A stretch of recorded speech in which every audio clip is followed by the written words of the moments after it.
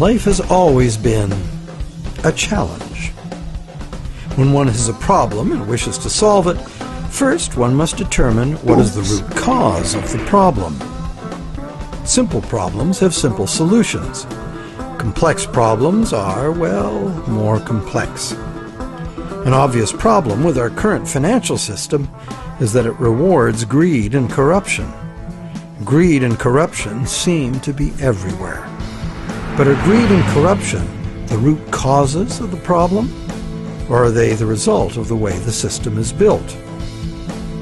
Logically, one should first ask, are there built-in reasons why the system works the way it does? And if there are, can they be built out?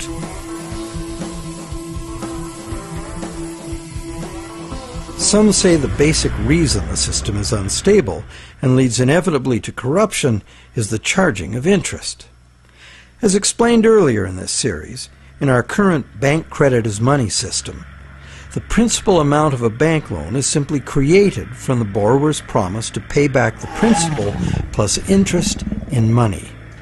But the money to pay the interest is not created. The obvious but untrue conclusion is that it would therefore be mathematically impossible to pay off all debts. Many who call for money reform call for the abolition of interest as the solution to the problem.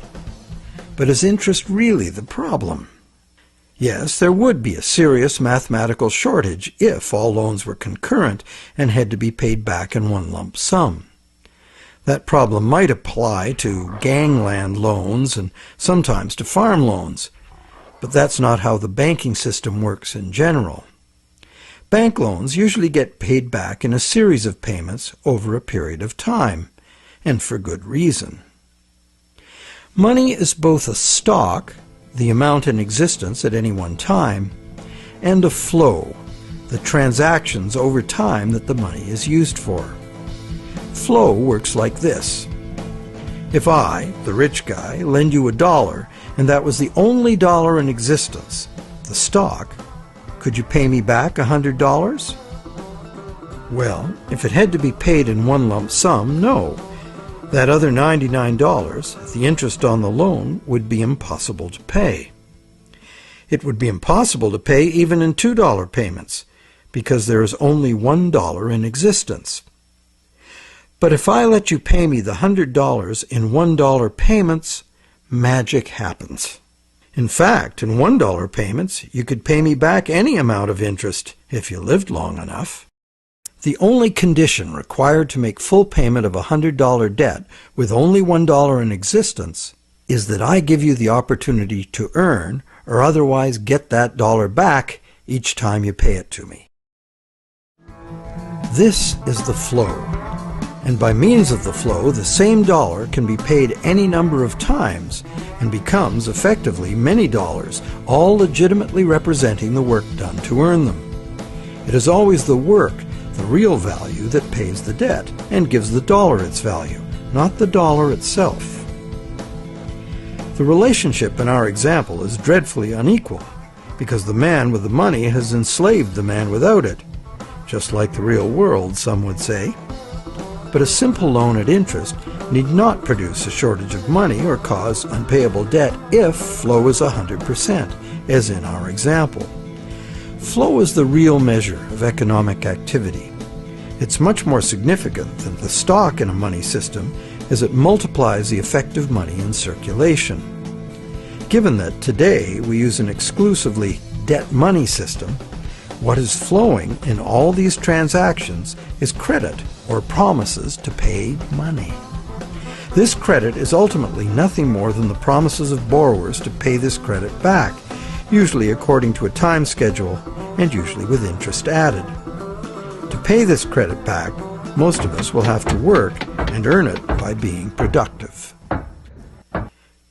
So, therefore, the real value of the money that flows in our economy today is created by our promises of future productive work. We take a loan in order to have something now rather than later. We agree to pay interest on into the future, thus reducing our future spending power, often by more than the amount of the original loan. However, with an understanding of flow, we see that there's no intractable arithmetic problem with the charging of interest. The problem is a social and systemic one. Lenders have neither obligation nor incentive to spend all their interest income so that the borrowers can earn it again and again. In fact, money lent once into existence is lent as existing money a second and a third time in expectation of more gain. The problem is basically one of incomplete recycling. Where money needs to be spent, earned, and used to extinguish the debt that created it, it is instead lent or invested for gain. In other words, money that must be extinguished is, instead, expected to grow forever.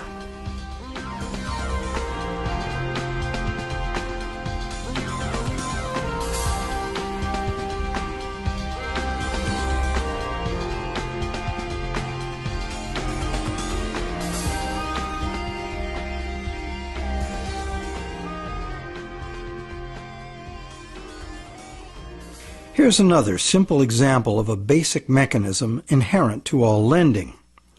Let's say I lend you $100 and you spend it into circulation.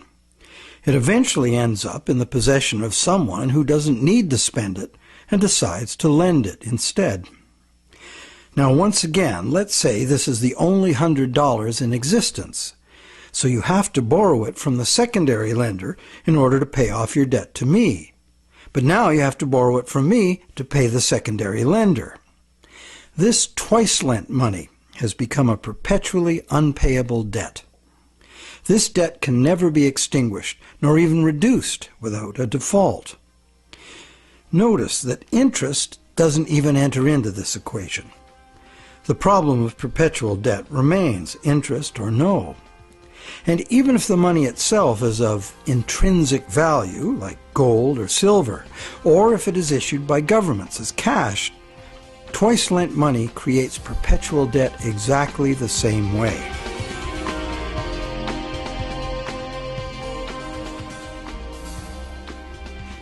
When the same money is lent at interest, several times simultaneously, not only is the debt perpetual, society as a whole is paying moneylenders multiples of the interest rate for the use of the same money.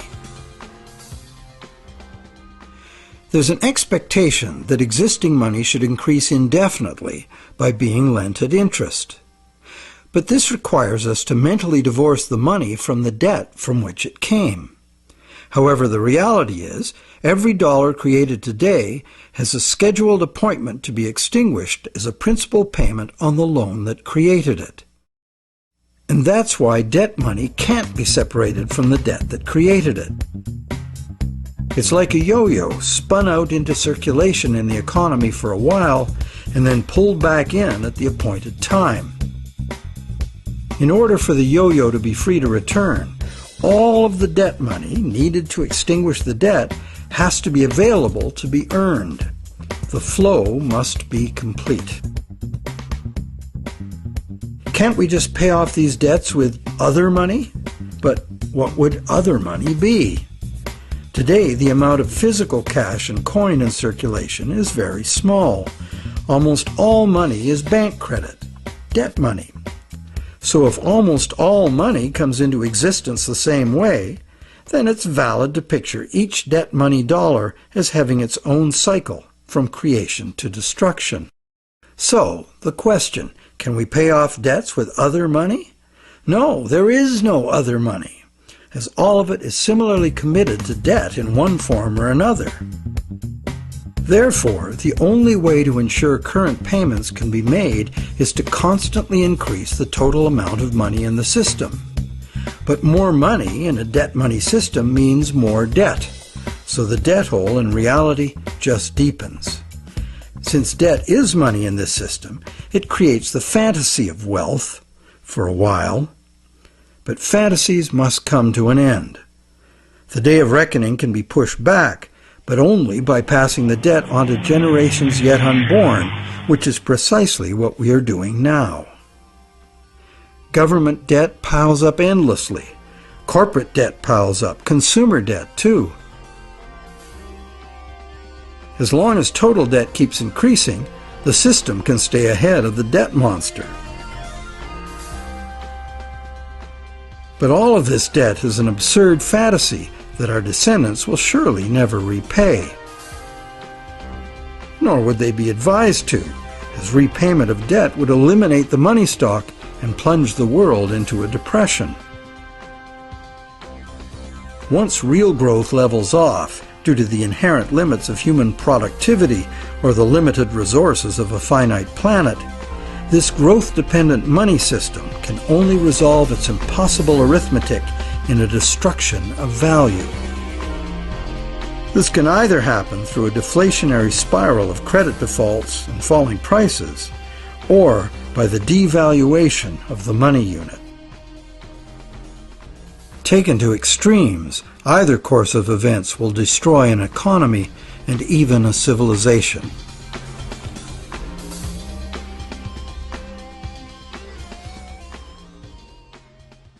The only other choice is debt forgiveness.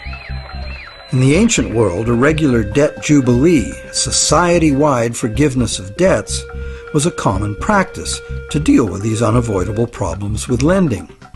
It was considered normal, even by the rich and powerful, that the general good of society took precedence over the rights of those rich enough to be lending money for profit.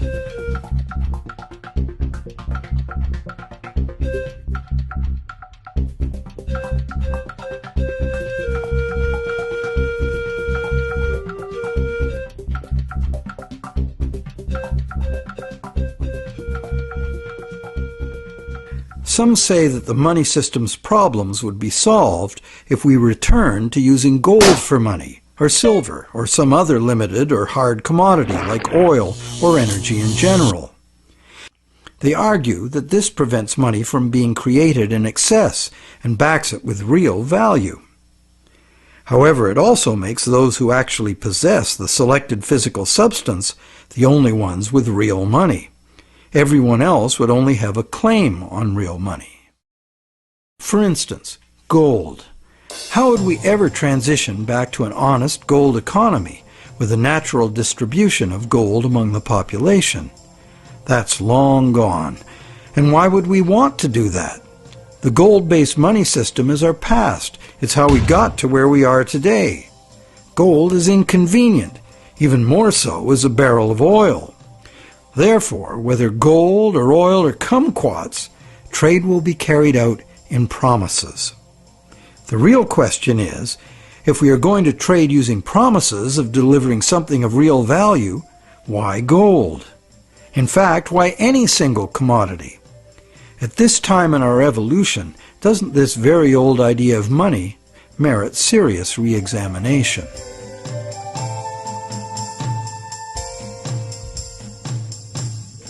It can be argued that our current elastic debt money is backed by real value, every bit as meaningfully as gold.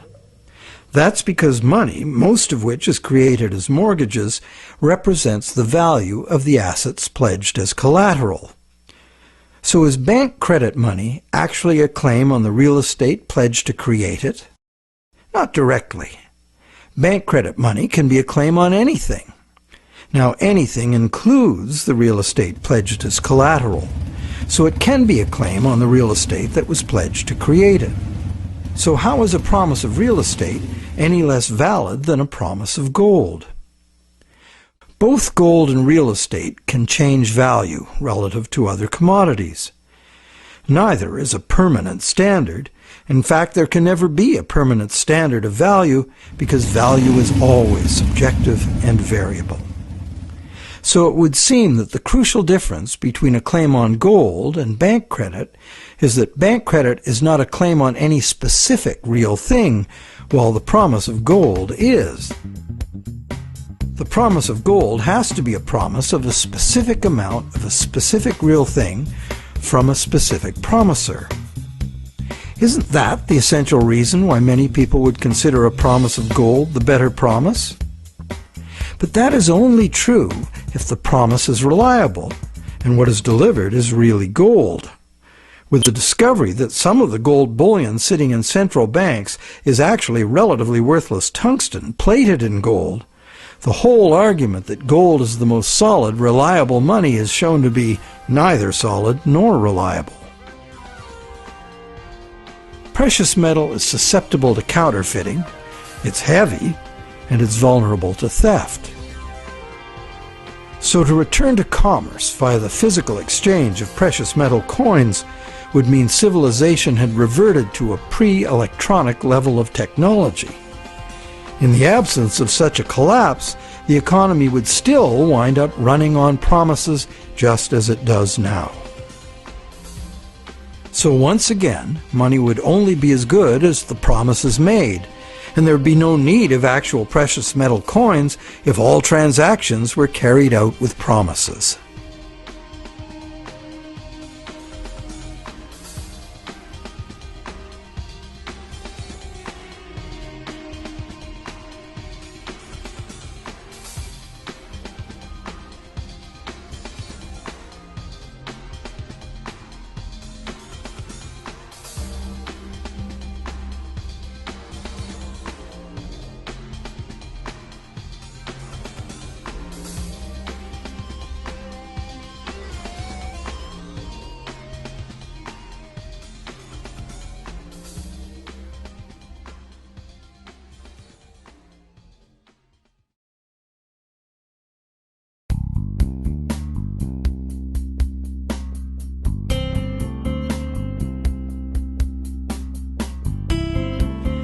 The fundamental question is, what does the need for money to enable trade have to do with the amount of some shiny metal there is, or the amount of any single natural resource or commodity, or real estate for that matter? Where is there any meaningful relationship between the functional need for money and any of these things?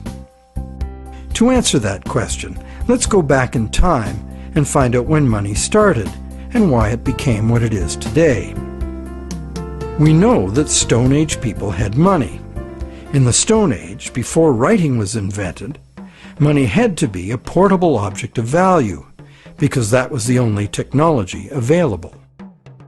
That's why rare shells and stones, from which jewelry could be made, were ideal as money. A rough standard of value for these money objects developed over large areas, enabling extensive networks of indirect trading. This way, people could obtain specialty items not available in their own environment, and look good doing it. The popular concept of jewelry as a store of value has continued to this day.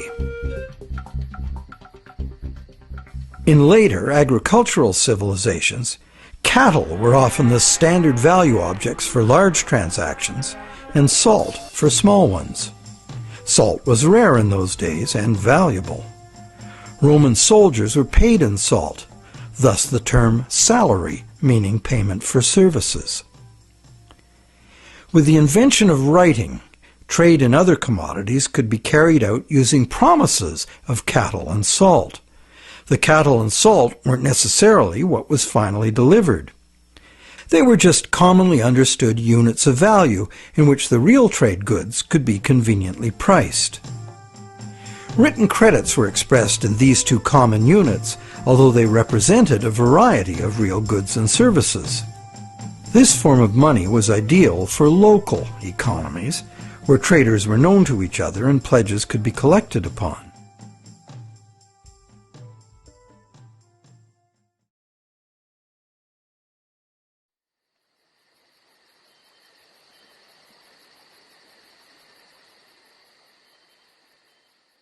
Agricultural surpluses allowed some people to leave the farming to others and specialize in particular crafts.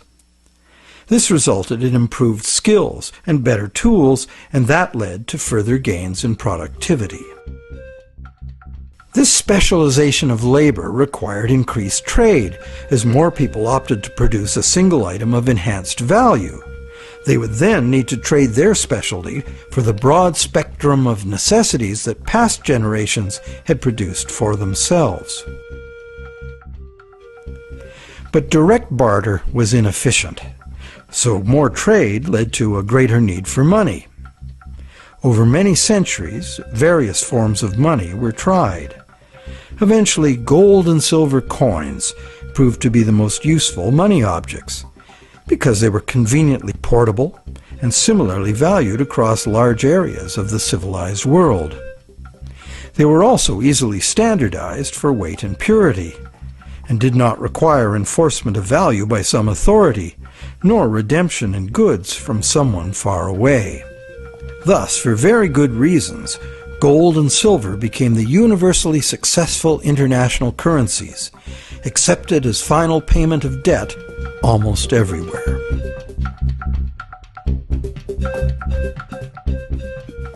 The problem with a system in which money is a standard commodity is that it is most efficient when only one standard commodity is used.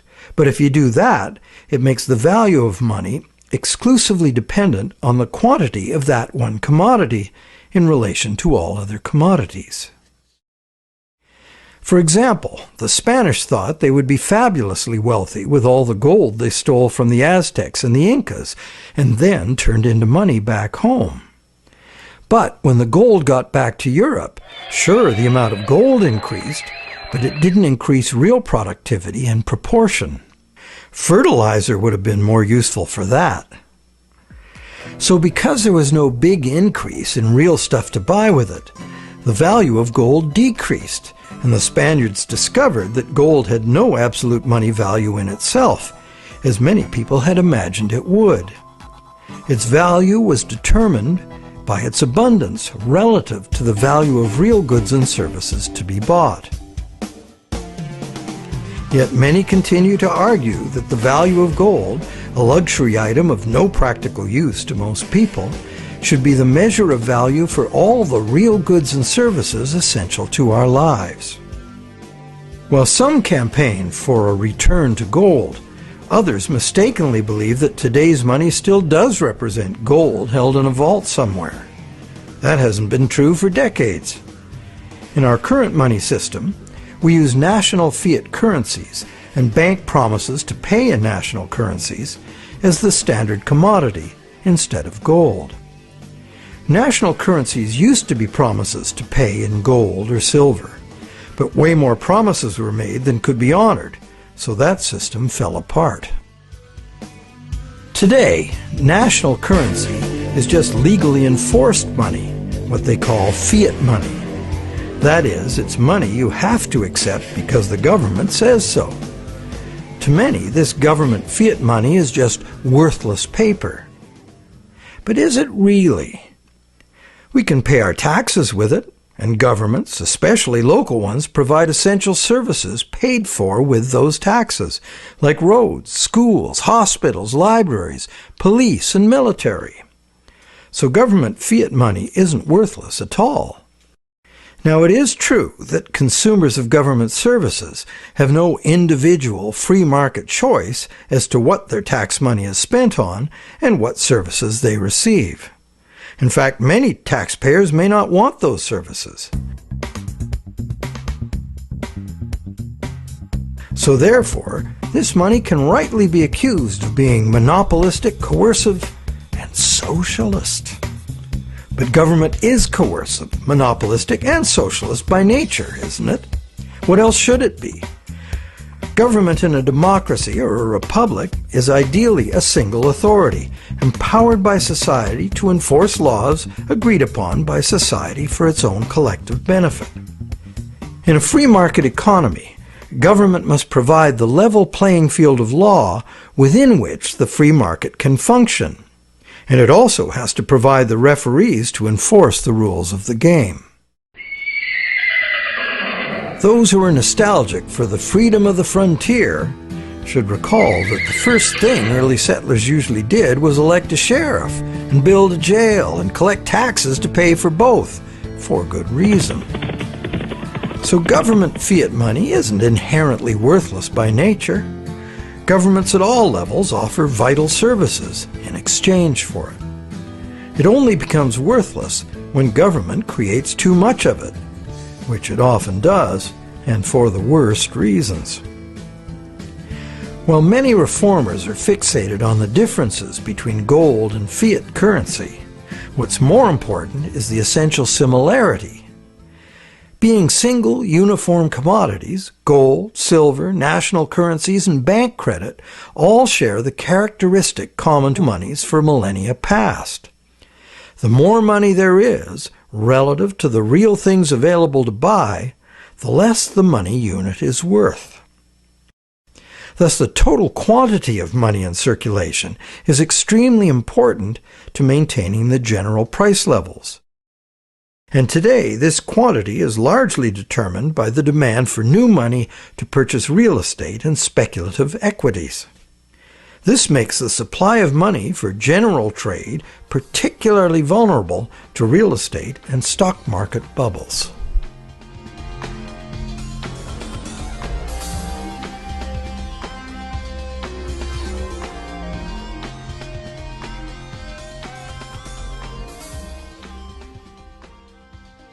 Perhaps the most significant problem with money as a single commodity is its tendency to concentrate wealth. Those who have no money must get it from those who have it to lend. Anyone with extra money can lend it at interest, and if, rather than spending all of the interest, they add any of it to their lending capital, they will accumulate even more money to lend. One reputable study counted all the ways we pay interest, directly on our own debt and indirectly in prices and taxes for corporate and government debt. This was compared to the interest we earn from all sources. This study found that only the richest 10% come out ahead. The next 10% do little better than break even, and the remaining 80% pay more than they receive, the poorest losing out the most. Now, in our current bank credit system, money is created as debt to banks. This debt is required to be repaid to the banks in money, either fiat cash or bank credit. Therefore, the ability of all borrowers to repay depends on the availability of fiat cash or bank credit. The supply of fiat cash is controlled by the nation's central bank, but fiat cash makes up only a very small proportion of money. Usually about 95% of all money is bank credit. And who controls the availability of bank credit? The banks? Well, on the one hand, what the banks can do is constrict the supply of credit any time they want to, with high interest rates or by just not granting loans. On the other hand, the banks can lower interest rates and encourage borrowing, but they can't expand the money supply unless borrowers are willing to borrow. If cautious and reliable borrowers are in short supply, banks must take bigger risks, as interest must be paid to depositors and banks cost money to run. The bank credit money supply is, as they say, highly elastic. And because it's based on the willingness of borrowers to borrow and the reliability of borrowers' credit, it is vulnerable to both rapid expansion and drastic shrinkage.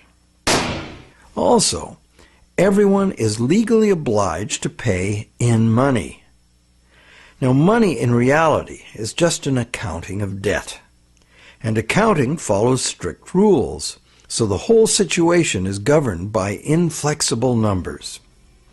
That's why a sudden shrinkage in the money supply caused by some defaults has the inevitable follow-up effect of causing more and more defaults and even more shrinkage of the money supply. This self-reinforcing downward suction leads us into economic collapse and the economic and social absurdity of unemployed, dispossessed people camping outside their empty, vandalized homes. And what does the government do about it? It loads bankrupt taxpayers with astronomical fantasy debt that will never even be reduced, never mind paid off.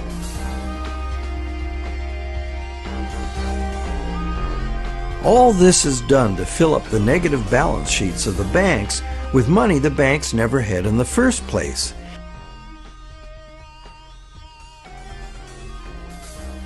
And then they use it to pay themselves obscene bonuses. Life is good for those who know how to play the system.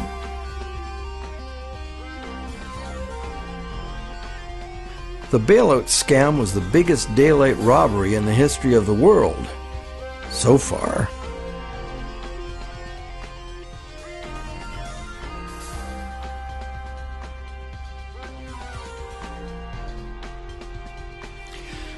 All of these tendencies of the money as commodity system are features of the system itself. The greed and corruption comes in as those who understand the system profitably surf the inevitable waves of boom and bust.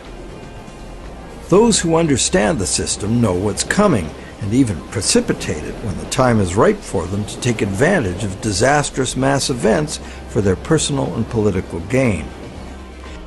But it's the structure of the system itself which gives them the opportunity.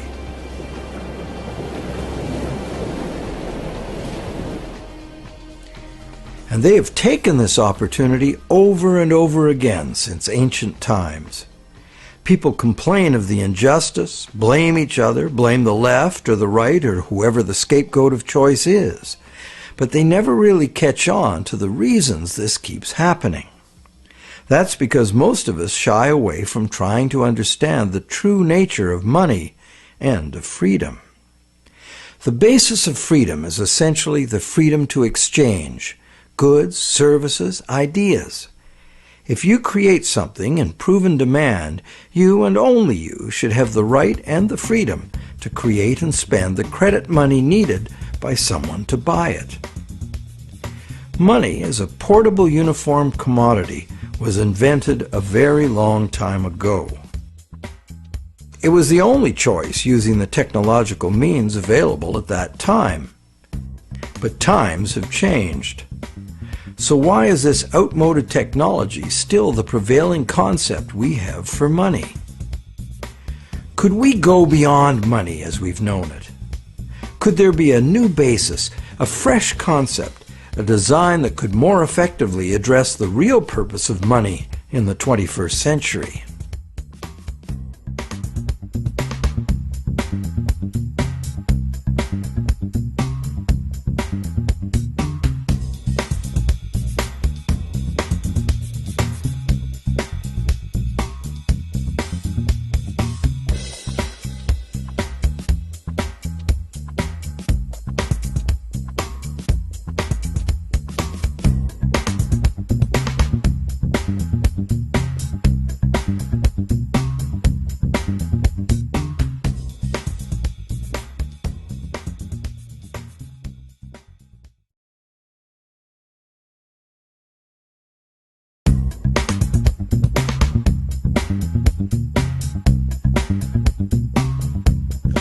Before we can create a better system, we have to believe that another system is even possible.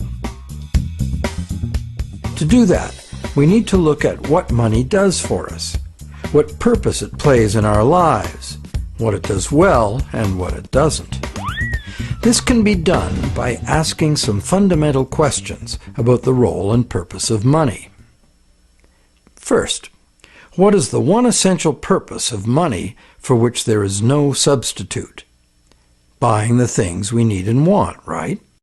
Direct barter is so cumbersome, and money so versatile and convenient, that money in some form must be considered a necessity for any kind of complex economy. But, except on rare occasions, most of us don't need money to buy gold or silver or real estate, the usual things money systems have been based on. This leads to question 2. Why can't money be backed by all commodities instead of a single specific one? Wouldn't that completely change the nature of money and liberate it from the model where money's value derives from its scarcity? Question 3. Why can't the supply of money be created directly by the day-to-day need for money?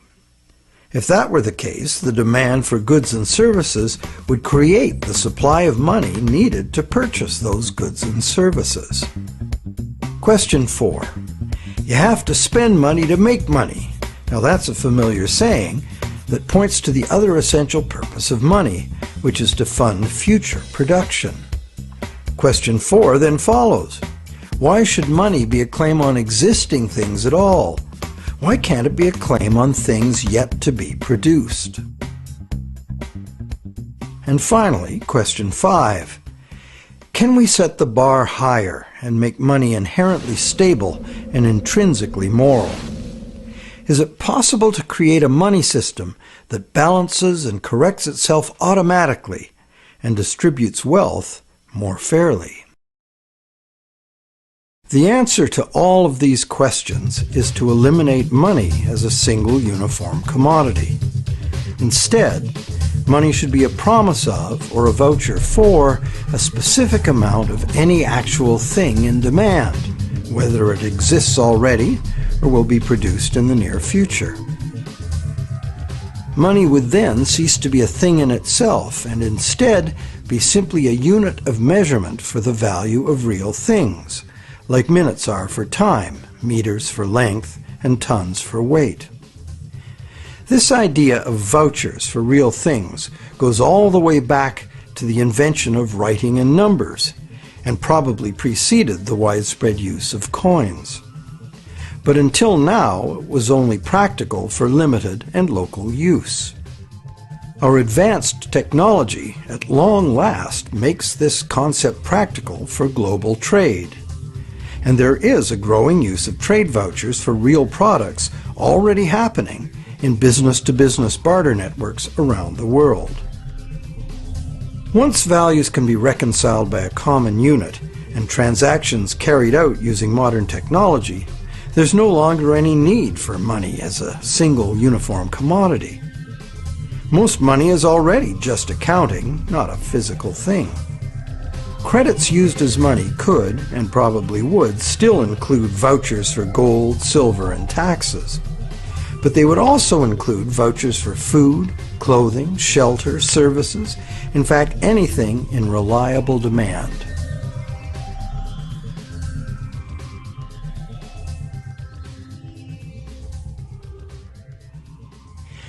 Money has no value if there's nothing to buy with it. This should be obvious. Therefore, the logical source of money should be the value of the real things we're going to buy with it. That value is ultimately determined by what the customers are willing to exchange for it. Therefore, value is created by demand, and money should be also. In the bank credit system, money is not actually lent. It's created by the borrower as credit towards demand for the borrower's future production, just as this movie is proposing. But the system pretends it's a loan of money, and repayment must be in money. The borrower is required to earn both the principal plus the interest in money within a limited time. The alternative is to create credit money directly and simply spend it into existence in the process of production. Like bank credit, this is credit towards the demand for future production to be honored within a limited time. But the credits spent in this system are obligations to be fulfilled with products or services only. There is no debt of money. Full recycling is naturally enforced by the system itself. The money created to produce something must equal the money needed to buy it when it's ready for sale. If this seems novel and strange, that's because the words used in banking have conditioned us to believe that banks lend money. In truth, we self-issue credit now by signing the loan document and pledging our future productivity to repay the so-called loan. Our promise of repayment in money is what creates the money. And most of us will have to earn the money we repay by producing real goods and services of value to our fellow humans, just as if we had issued our credit directly. In our current system, the bank doesn't actually have the money it creates for us. The bank does, however, validate our self-issued credit by undertaking to lose the amount created if the loan is not repaid. This is called an unfunded liability, a fancy term for gambling money you don't have. Thus, our personal credit becomes both the bank's source of income as interest and also a potential loss to the bank. As the bank increases its income, it also increases its potential losses, which it knows it cannot cover.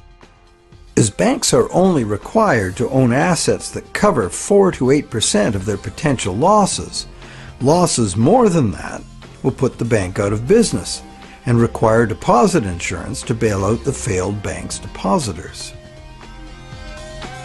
Like the banks themselves, the deposit insurance can only cover a small proportion of its potential losses, so the burden of saving the system eventually falls on the general taxpayer, the only one who can be compelled by law to take on the bank's gambling losses. The public as a whole must go into debt to create the new money needed to make up for the private liabilities that were unfunded in the first place. We can go on endlessly about the numbers and who did what, completely missing the point.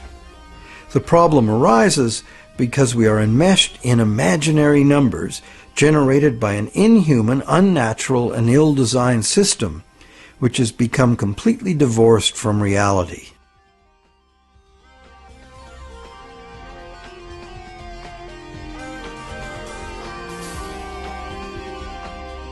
All payments to the bank must be made in the form of bank credit or fiat cash, unforgiving numbers.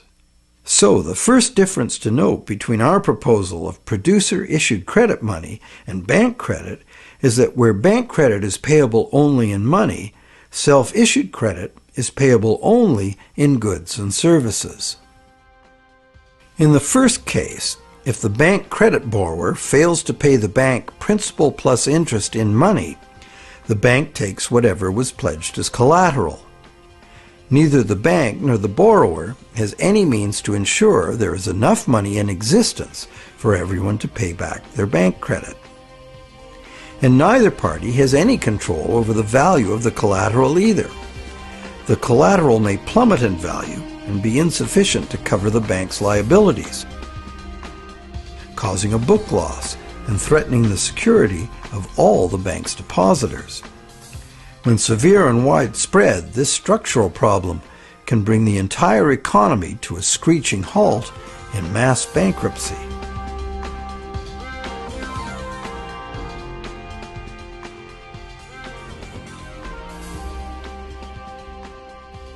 By contrast with self-issued credit, it's impossible for the promisor to go bankrupt. Why? For the very simple reason that there's no debt of money to a bank. The debt that creates the money is payable in goods and services only. Therefore, a promise of product or service requires the ultimate creditor to purchase from or hire the one making the promise. Now, it would always be possible to be unpopular, unproductive, and unemployed. That would render an issuer unable to issue credit anymore. No one would accept it. So one could indeed go out of business. But with self-issued credit, going bankrupt and losing assets pledged as collateral could only happen if the issuer breached its credit contracts by failing to deliver the products or services promised. The supply of these the credit issuer should have control over. Poor business usually results in excess product, not a shortage.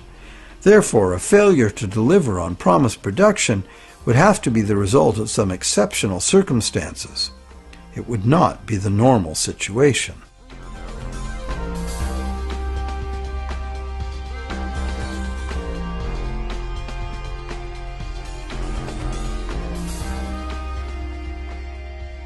There's a second difference between our proposed concept of producer-issued credit money and bank credit.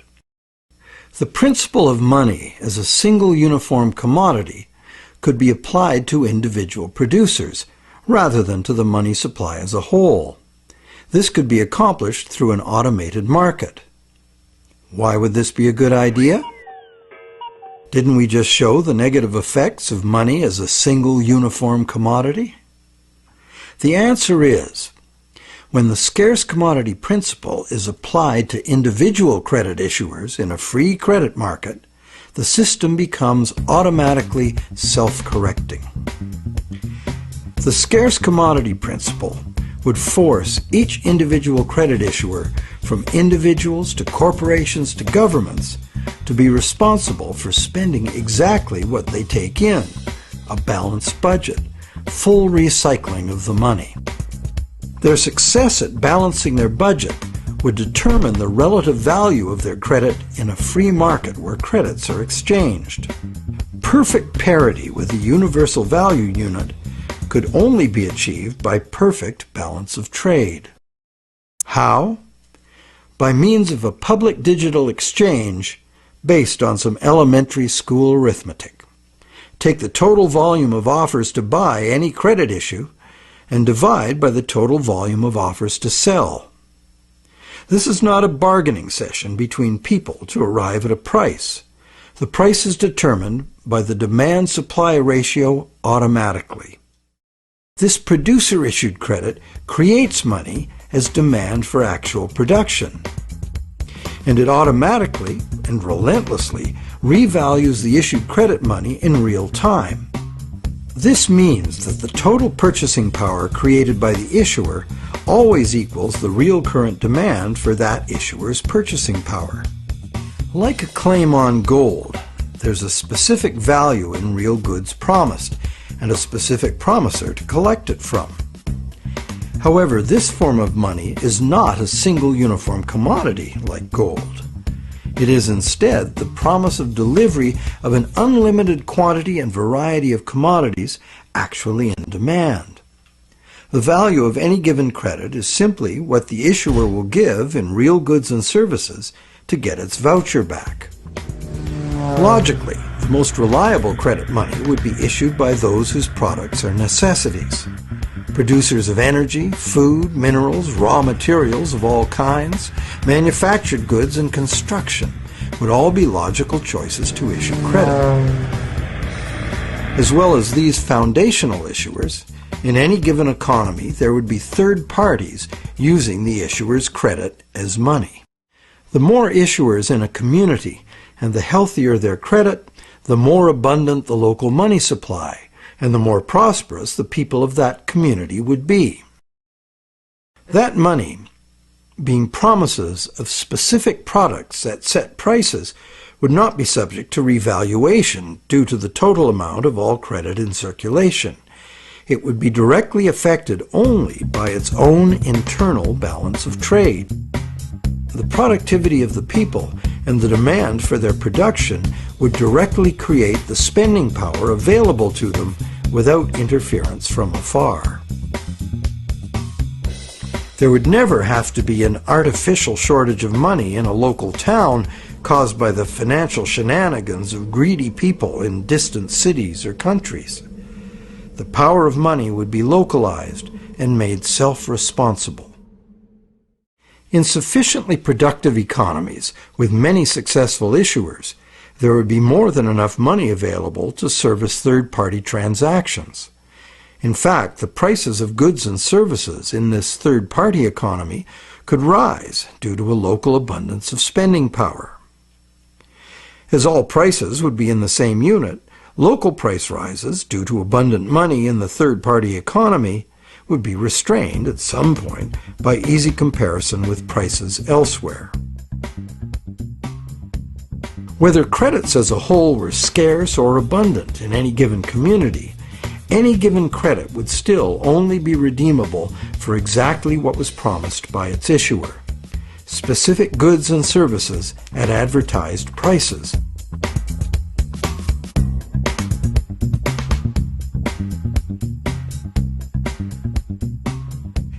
In this system, savings are simply savings, not loans to a bank. Like gold coins in a buried chest, saved credits would be out of circulation entirely. But unlike gold coins, these credits would also act like bonds. They would provide a yield, interest. Why? Because when someone accepts the issuer's credit as money in exchange for their goods and services, they have extended credit to the issuer. They've traded present value for future value. The credit then gets passed around as money amongst those who will accept it.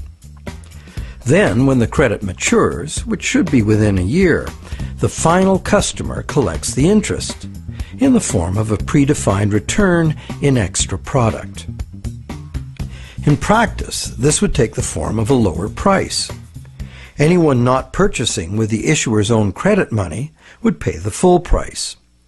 Buyers of large items, and everyone at the wholesale level, would always take the trouble to trade for the specific credits they needed in order to reap all the benefits available. If unredeemed, these credits must expire shortly after maturity, because credits are promises, and promises should not be held over the head of the issuer forever. It's spend 'em or lose 'em. So how can these expiring credits be saved? Quite simply, really. Maturing credits must be traded in for new ones. This would create an active exchange market, as credits would have to continually flow from those who were saving them to those who wanted to redeem them for the issuer's goods or services. They would have to be replaced in exchange by the newest possible credits that could be saved. This constant trading would accurately determine the real moment-to-moment value of individual credit issues. In addition, this trading would yield truthful and timely insights into the likely realities of future demand.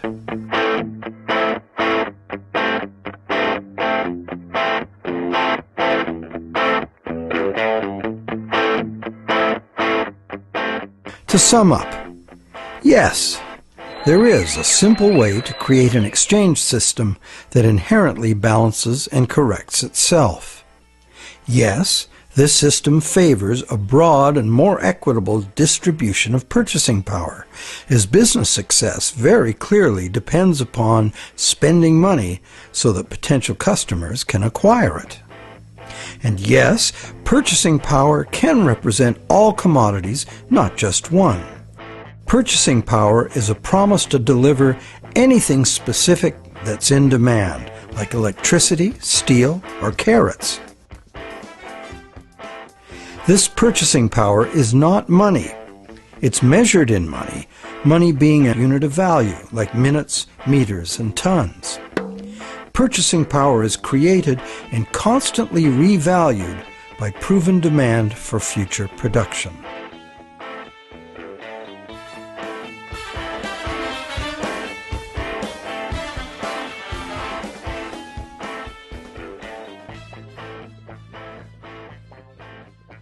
Where does the money come from for investment? All money in this system is an investment by its very nature. The acceptance of an issuer's credit in exchange for goods or services now is an investment in goods or services to be delivered in the future. Conceivably, there could be two types of product credit money. One type would be short-term, to be used in general circulation as money. This would fund current production. The second type of product credit could be longer term and higher risk, traded separately to fund long-term development. Such long-term credit would be redeemable in product, normal credit, or equity shares. Shares in equity would continue to be the foundation of investment, and dividends to shareholders would be one of the costs of production. Dividend money would also need to be spent or exchanged before it expired, so that the flow of purchasing power to the issuer's customers would be maintained.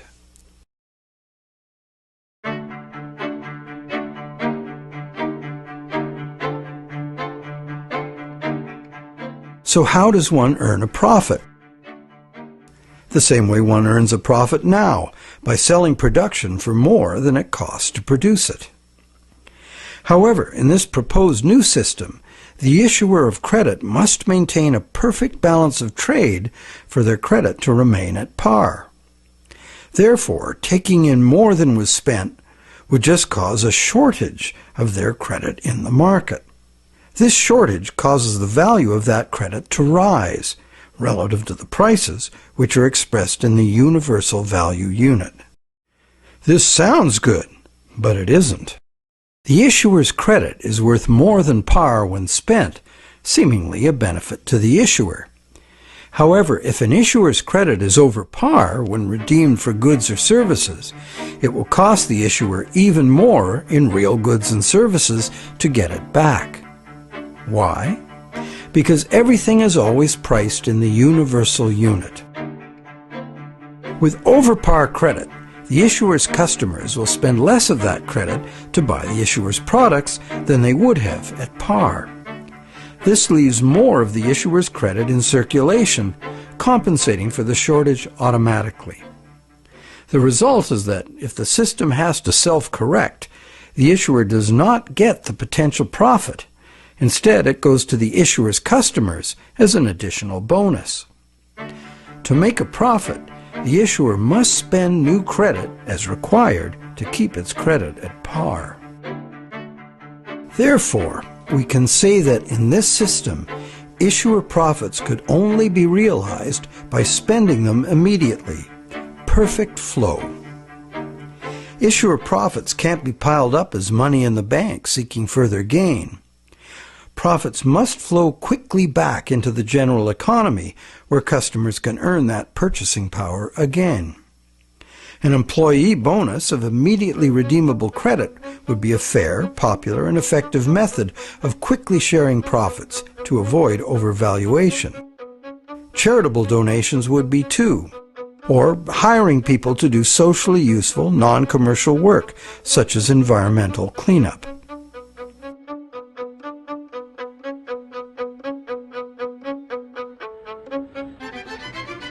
People are always losing their jobs to machines. What can be done about that? This proposed system is based on 100% recycling of purchasing power. Gone is the overhanging debt at interest to banks. Gone are the loan payment schedules. Gone is any possibility of bankruptcy, because there's no bank to rupt. If the issuer wishes to sell X units, the issuer must spend enough credit into circulation for the customer to buy X units. If a machine replaces a person, it's very clear that issuers must still supply their customers with the purchasing power to buy their production. This is something Henry Ford realized long ago. He paid his workers 3 times the going wage. This enabled them to buy the cars they were building and thus expand the industry. But this essential principle of a successful economy has been forgotten in recent times. Cost-cutting for shareholder profit has savaged the purchasing power of wage-earning consumers. This has suppressed demand, bringing on even deeper cost-cutting, offshoring of jobs to cheap labor nations, expanding debts at all levels, defaults, bailouts, and all the distress we are witnessing. In contrast, this proposed system would require distribution of the full purchasing power to the customers, even if no human employees were required.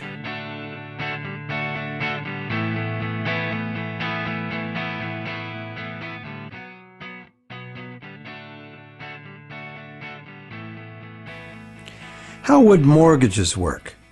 Very differently. Builders would issue their own credit. They would not borrow money from a bank. Therefore, there would be no payment schedule and no interest clock to beat in order for the builder to make a profit. Timely delivery of desirable product would be the only commitment the builder would have to meet. Buyers wouldn't borrow from a bank either. Instead, buyers would enter into a partnership agreement with the builder and buy out the builder's share over time. As long as the payments were kept up, the builder would be a silent partner. Subsequent buyers would do likewise.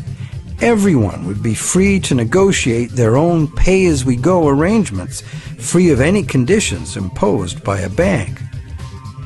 Bank-like services could still exist to facilitate these processes, but the pretense of lending money would end. In this mortgage partnership system, no one would lose their equity in any partnership until what they paid in is paid back out to them. Forfeiting collateral would be a thing of the past. In addition, payments in this system would have what economists call a counter-cyclical effect. Here's how it would work.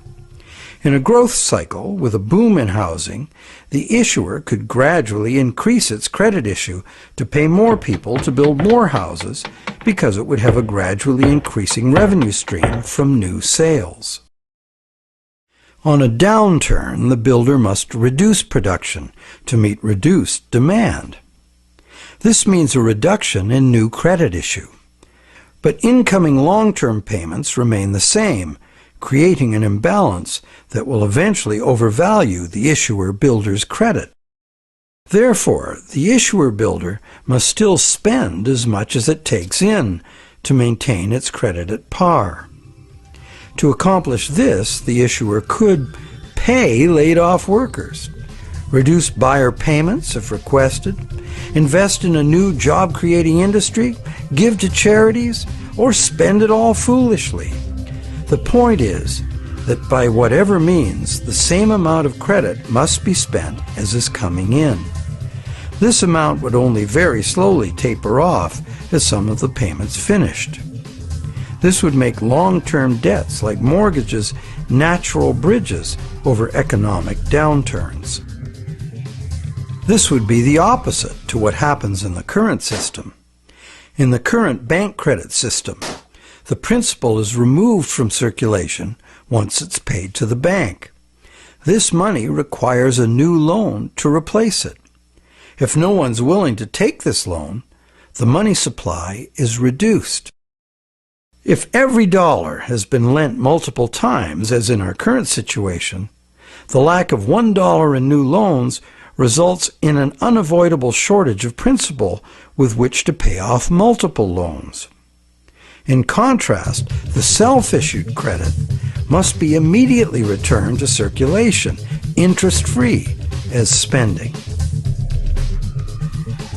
A decline in the real estate market would still mean fewer jobs building houses, but the possibility of widespread foreclosures and homeless people camping outside of their vandalized homes would be gone. To the house buyer and citizen, the proposed new system offers the following benefits. No one is doomed by the calendar and by the dictates of a bank formula. No one ever loses their equity in any property they've paid for.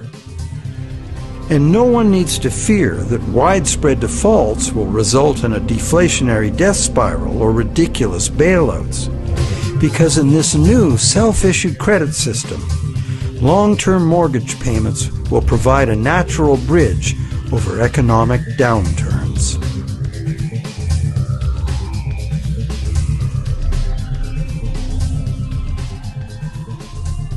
Where do banks fit in, or do they? The answer depends on how the system would be implemented.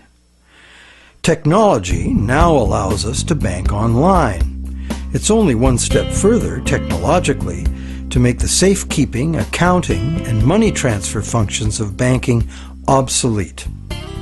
Money could be securely stored and transferred online from peer to peer, directly and anonymously, without any third-party involvement, like banks or PayPal. Alternately, banks could function as fee-charging service providers and record keepers for the same self-issued credit system applied as an accounting system. And one method does not have to exclude the other. Both could exist side by side. Banks could also continue to function as lenders. But how could banks be lenders if they could no longer create money? And if no one even needed to deposit money, what would banks lend? And why would anyone need loans if they could issue their own credit themselves? Well, for this simple reason. In the self-issued credit system, the vast majority of people and small businesses would not be issuers. Why not? Because personal credit would never be widely acceptable, and most individuals and small businesses would not want the responsibility of being an issuer.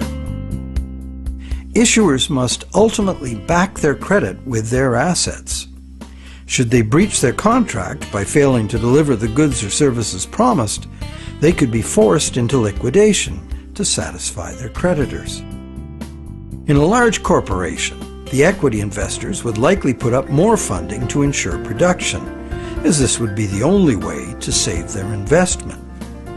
But for individuals without such resources, it could mean selling their homes because they fell ill or misjudged costs or any number of other reasons, not a position most people would want to be in. So while one main goal of this system is to develop a society that would operate from savings rather than debt, there would still be a demand for consumer loans and business loans among non-issuers. Loans of existing credit already in circulation could continue to be made on the personal or institutional level, but new credit could only be created by issuers as promises of real products and services.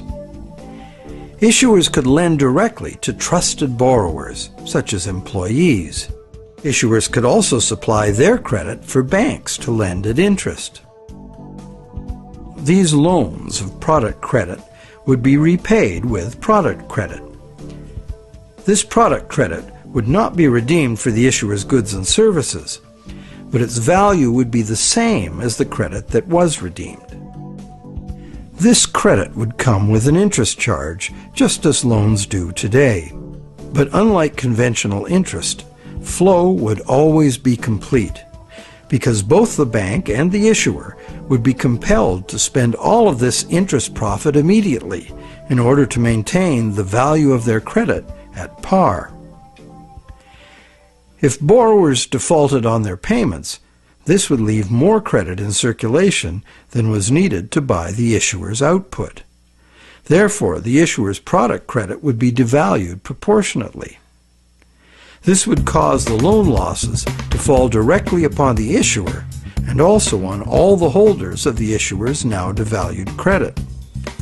With the viability of their core industry at stake, issuers would surely cut off the bank's supply of product credit at the first sign of lax lending standards. In this way, banks would be dependent for money on the producers of real wealth, not the other way around.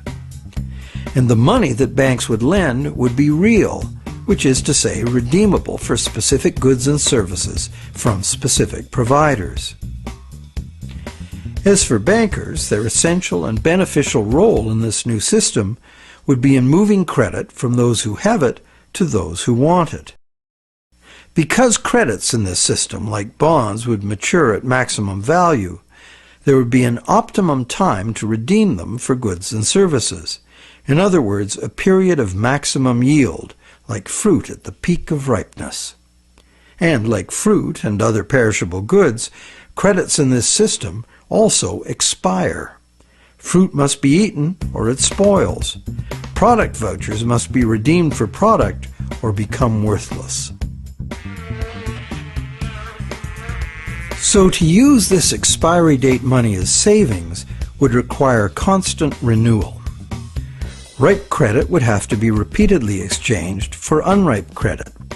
The longest lasting credit would be the newest, and so there would be a constant demand from savers for reliable issuer credit that would keep its redemption value.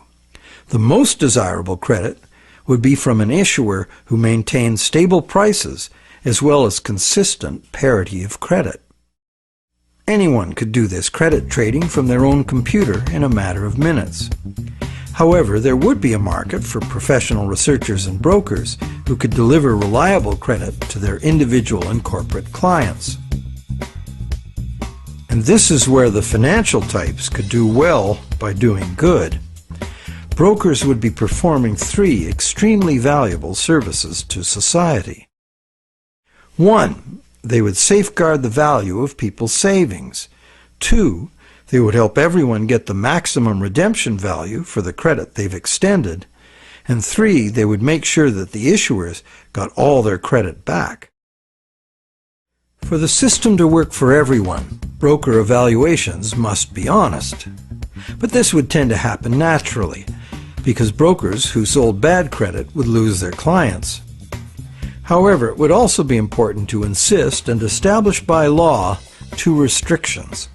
1, that brokers always be paid by the receivers of credit, not the sellers. And 2, the broker's fees should always be paid in the same mix of credit acquired for the broker's clients. With these restrictions in place, when brokers move credit from those who have it to those who want it, they would, of necessity, provide honest credit ratings to their clients. There would be no advantage in being dishonest.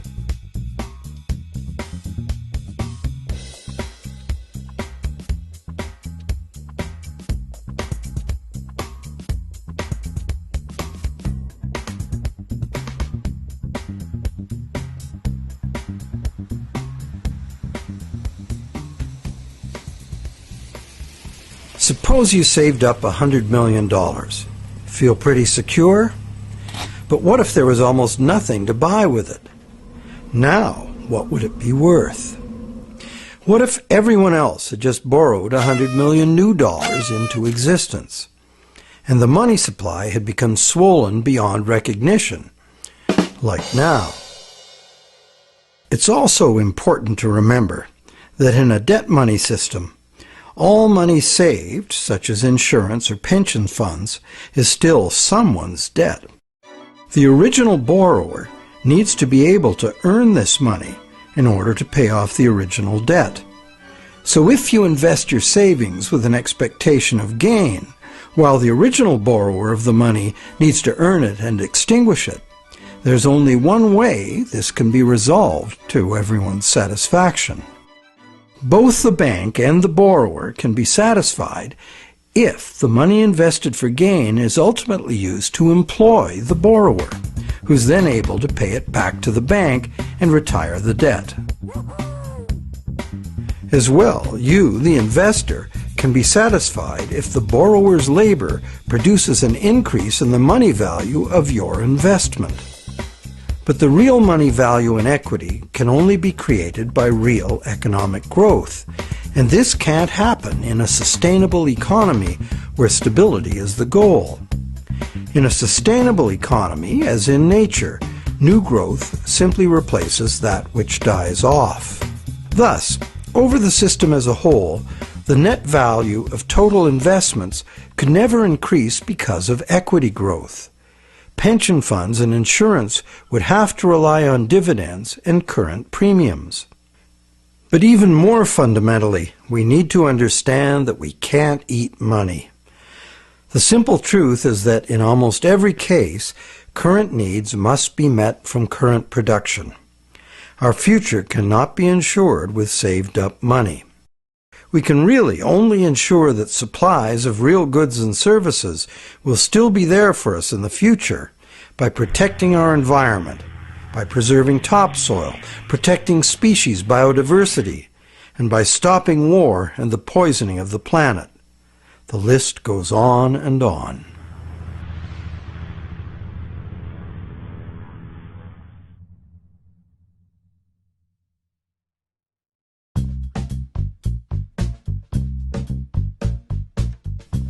What about taxes? If we could all exchange money anonymously, how would the government collect taxes? Wouldn't it be impossible? Everyone is sick of taxes, not so much the principle of paying them usually, but the complexity and the nuisance of collection and the corrupt and misguided purposes for which the taxes are spent. Most aggravating is the injustice that most of our taxes just pays perpetual interest to bankers on an ever-expanding government debt. In a self-issued credit system, government, like private issuers, would have to maintain its credit at par by operating within a balanced budget. To do that, it would have to collect taxes that equal what it spends. But the problem for government is that existing forms of tax would be very easy to avoid. Imposing such taxes would therefore be difficult and expensive. It would also be unfair, because those who complied would be paying for the many who were not. So what would be the source of taxes? The logical answer would be from things that can't escape to an offshore tax haven, from the private use of that which naturally belongs to us all, usually referred to as the commons. The commons means anything that is naturally given to all by the Creator.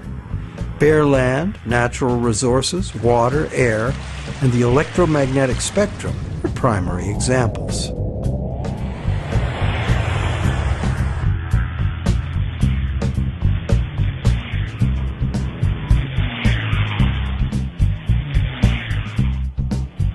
Taxing the commons applies tax at the base of the production process. This way, taxes are included in the price of all goods and services that consume or use the natural commons. Those who privately consumed or used the natural commons the most would pay the most towards the common expense of government. But the commons is not inexhaustible. The world and its resources are finite. As this understanding dawns on the world, we propose to put governments in a new position, one that requires leadership not from bankers and lawyers, but from eco-scientists and experts in sustainable culture.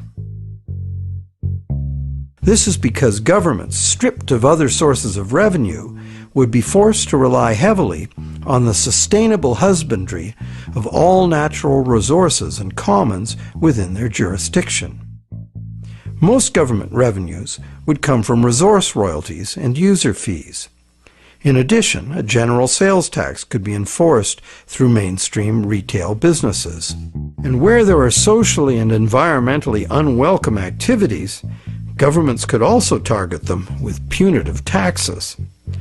The result of this new approach to taxation would be much higher prices on resource-intensive items, especially non-renewable ones. But it would also result in the elimination of most existing forms of taxation.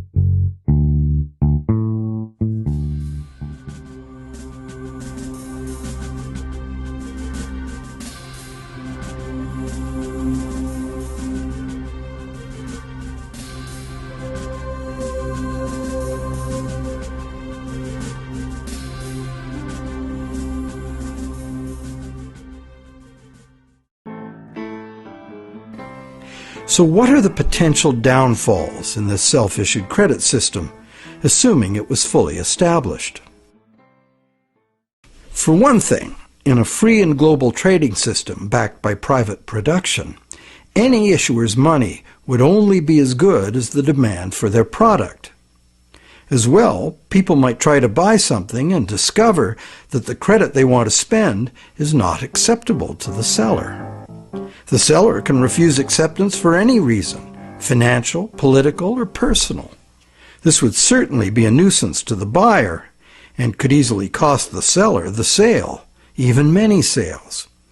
So most sellers would not boycott any issuer's credit without a good reason. Because private credit would not be backed up by legal tender laws, the choices would be: 1. The buyer trades for credit acceptable to the seller, or 2. The seller decides to accept the credit the buyer offers. This is what happens now when making a foreign purchase. Another feature of this proposed system is that the amount of credit people have in their possession would be constantly changing by small amounts, as credit valuations change with the market. This would be disconcerting at first, but as all credit issues self-correct automatically, ups should balance downs over time. In the current system, If you have accounts in several different national currencies, you know that the total calculated in any one of them changes constantly. The difference is that with national currencies, variations in the trade value of the national currency affect everyone in the nation. With self-issued credit, the value of the credit in anyone's possession would depend only on the balance of trade of the producer that issued it, not the nation's central bank or politicians. If a government overspends, it would only devalue the government's own credit, not everybody else's. A crisis in customer confidence could destroy an issuer's self-issued currency. But that's also no different than today, trying to get credit from the bank. Purposeful attempts to destroy an issuer's credit would backfire on the aggressor because of the self-balancing feature. In every scenario we've examined, attempted attacks on an issuer via currency aggression would be just as damaging to the aggressor as to the victim. But destruction from the inside would always be possible. If the issuer's employees feared that their employer's credit might devalue, they might all try to trade away their paycheck credits en masse. This would cause the devaluation they feared and accelerate the sell-off. The public might join in. This would have the potential to trash the issuer's credit entirely and thereby destroy its ability to carry on business. However, there is a plus side to this scenario. All that devalued credit would still be guaranteed by the issuer. That's because, by the rules of this proposed system, issuers would always have to redeem their own credit at par, no matter what the market value. This brings us to another self-correcting feature of this system. Here's how it would work. Those who might be considering buying the issuer's products would have the opportunity to obtain more of the issuer's devalued credits than they would pay in higher valued credits. Because the issuer must redeem its own devalued credit at par, this makes the issuer's products more of a bargain, and thus more likely to sell. Increased sales would tend to bring the value of the issuer's credit back up. Another self-correcting mechanism would arise from currency speculators. They'd ask themselves, will demand for the issuer's goods or services actually be destroyed? Will production fail to meet the demand that survives? If demand did survive and production met it, buying would replace selling as the maturity dates approached. This would bring the value of the devalued credits gradually back to par. Those who invested in them would enjoy an increase in purchasing power. In our current system, speculation in national currencies is a deliberately destabilizing and parasitic practice that can indiscriminately rob all citizens in the target nation of their savings. In this proposed new system, currency speculation would help stabilize and restore the value of troubled issuer credit. It would allow those with doubts to voluntarily unload unwanted risk onto those willing to take it. It would also provide opportunities for risk-takers to enrich themselves by good judgment as to which credits would survive and return to par. By making the choice to buy devalued credits, currency speculators would be rescuing the issuers they believe in, potentially a valuable service to both the issuers and to society. A common question about this proposal concerns technological capability. Can our technology handle all the necessary data and calculations quickly enough to be practical? No one wants to wait even 1 minute in a grocery store checkout line as the computer looks up the relative value of many individual credit issues before it calculates the payment. The answer to this is that in the year 2000, there were many informed people who publicly doubted that the Internet would ever be fast enough to carry video of a quality worth watching. 10 years later, the internet is absolutely overrun with free streaming video and high definition available on wireless handheld devices. When it comes to computers and speed, many cautious assumptions have already been proved ridiculously wrong. In fact, accounting technologies that could implement this proposed system have been in operation for decades. In addition, a person-to-person digital coin has now made the leap from the drawing board to real use. Security and speed are priorities for everyone in the digital world. Where there's a will, there's a way, and the ways already exist. If our political will were to fundamentally overhaul the world's money system, it seems realistic to assume that the technical solutions would be forthcoming.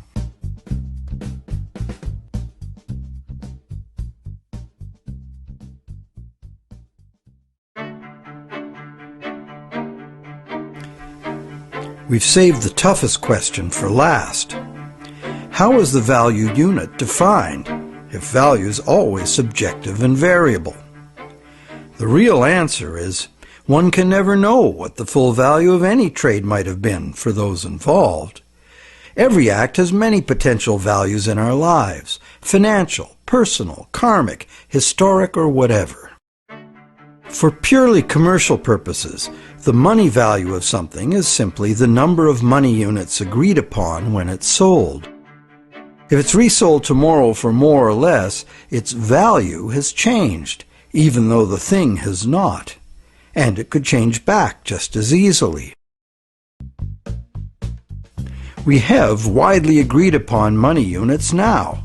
They're called national currencies. They're no longer promises of anything specific, and their relative values are defined by speculators out to profit themselves at everyone else's expense. Nonetheless, national currency units are abstract measures of value that have established a common understanding by being the units in which we price real things. They are, in fact, the only functioning units of value we have. It's been several generations since the masses of people habitually measure the prices of their daily needs in gold or silver equivalents. Quite the contrary, we value gold and silver and everything else in national currencies. So it makes sense to derive any new currency unit from these existing currency units. Now, it's mathematically simple to translate the often wild fluctuations of one currency against another into a smooth curve down the middle. Speculators love the fluctuations because they provide opportunities for quick and unearned profits. On the other hand, productive business does best with a smooth and predictable trajectory. A little bit of simple math can make a smooth curve out of several jagged ones. This smooth curve creates a new harmonized global currency unit, in the same way that removing the noise from a scratchy audio signal produces a clear tone. As the debt money system tears itself apart in wild gyrations, this new global money unit could come into existence by arbitrary definition as the stable midpoint at the center. So, to conclude, the proposed unit of value is to be a purely abstract notion of value, which in truth would always be unique to each individual, as value always is. Initially, this new unit of value would be defined by a simple formula, giving it a value in relation to today's national currencies. It would not, however, be tied to any of them. Once established, the new unit would cease to define itself by existing currencies.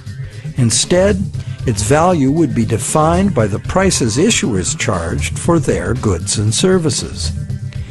Ties to the bank credit for national currency system would be left behind, and the new global self-issued credit system set free.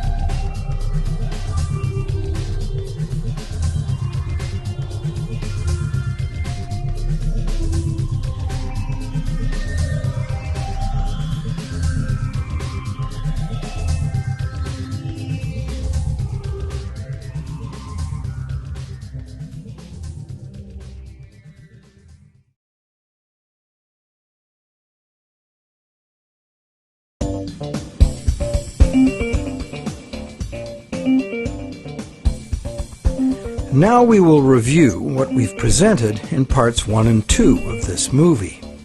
In doing so, we will be comparing today's system based on promises of payment in money with our proposed system based on promises of payment in real production. In the current system, money comes into existence when it's borrowed from a bank. The bank charges interest on top of principal, but the money to pay this interest is not created. Therefore, as we've demonstrated in Part 1, the bank must spend 100% of the money it takes in as interest, and this money must not be lent a second time. Otherwise, the debt becomes perpetual. Perpetual debt can never be eliminated or even reduced without causing a default.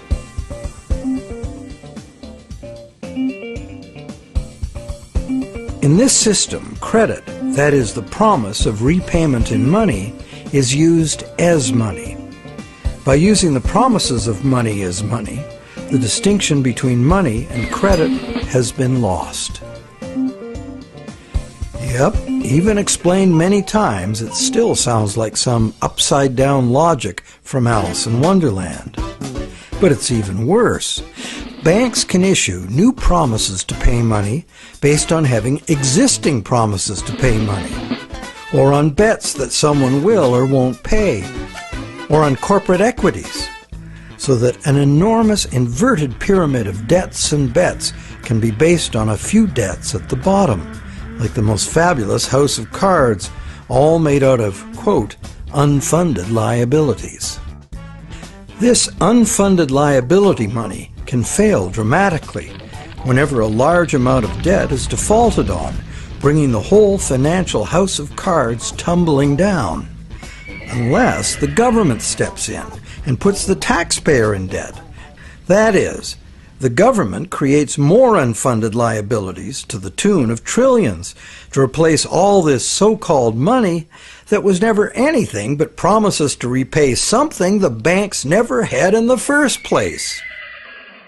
Nothing substantial is done to reform this perverse system, because those in control make out like bandits, raking in huge personal gains. Worse still, for us all, the crisis is used as an excuse to further consolidate the bandits' control of the money system. The very people whose wild irresponsibility and/or deliberate criminal intent, those same people who caused the problems, are given even more power and even more of our money. So it will all happen again and again. Without an alternative, we'll be helpless. We will have our happiness shattered, our freedom stolen, and our creativity wasted by greedy scoundrels who produce nothing but the illusion that they have the power to create money. But in reality, they don't. Why?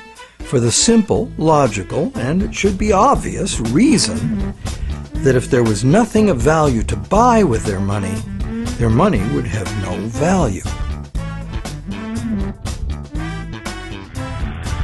The only ones who have the actual power to create the value of money are those with the power to create real value in the form of real goods and services. The ones who create real value in the current money system are called borrowers, and they must repay their borrowing in so-called money. But for the most part, this so-called money isn't money at all. It's bank credit, a form of debt that can only be created by banks, the supply of which is thus limited and controlled by banks. In complete contrast, the self-issued credit system creates money as a promise of delivery of the goods and/or services of an issuer, not a borrower. As such, it's real money or hard money, a positive quantity, not a negative quantity like the debt of money. It can be created by anyone who can back it up with real goods and services in demand. And it is payable only in goods and services. This ensures that the promise can only be collected on by hiring or purchasing from the issuer who made the promise. accepting an issuer's credit over time would be materially rewarded, as in the current system. But this material reward, whether regarded as interest or dividend, would be payable in products or services only, not in money. Therefore, the arithmetic problem created by conventional money interest, that is to say, being compelled to pay back more money than was created, would no longer form the basis of the money system. Issuers would pay this interest or dividend to their customers by redeeming their own mature credit in product at a higher value than any other.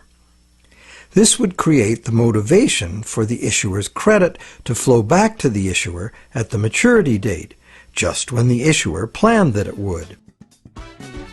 By means of a free market, purchasers would trade the various issuer credits in their possession for the mature issuer credit of their choice.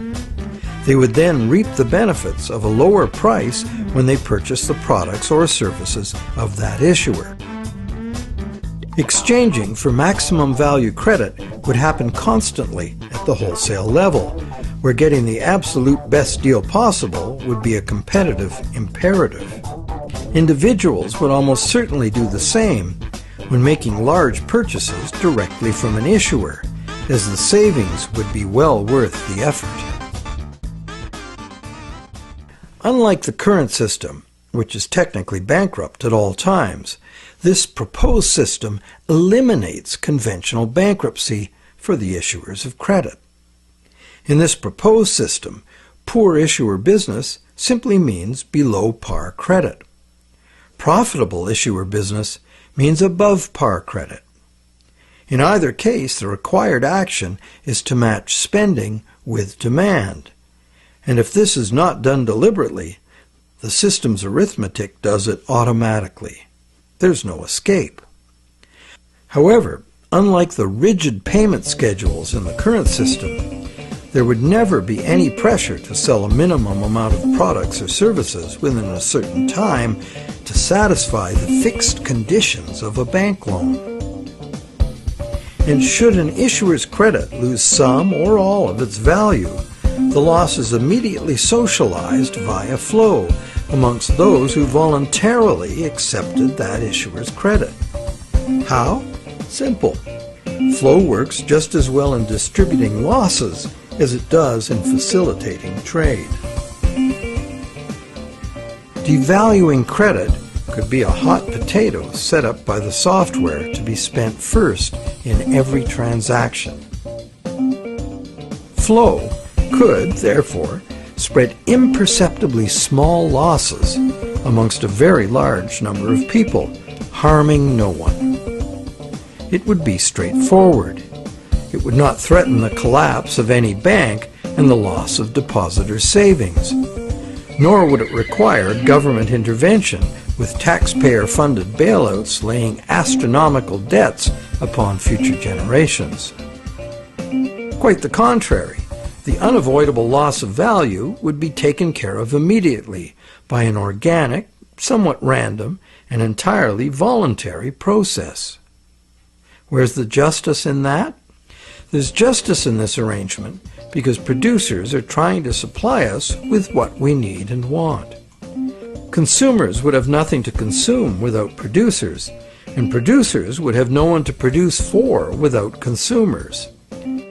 So, in reality, consumers and producers are indispensable partners for each other. So why should the producers take all the risk and the consumers take none? If we think of farmers, the concept should be clear.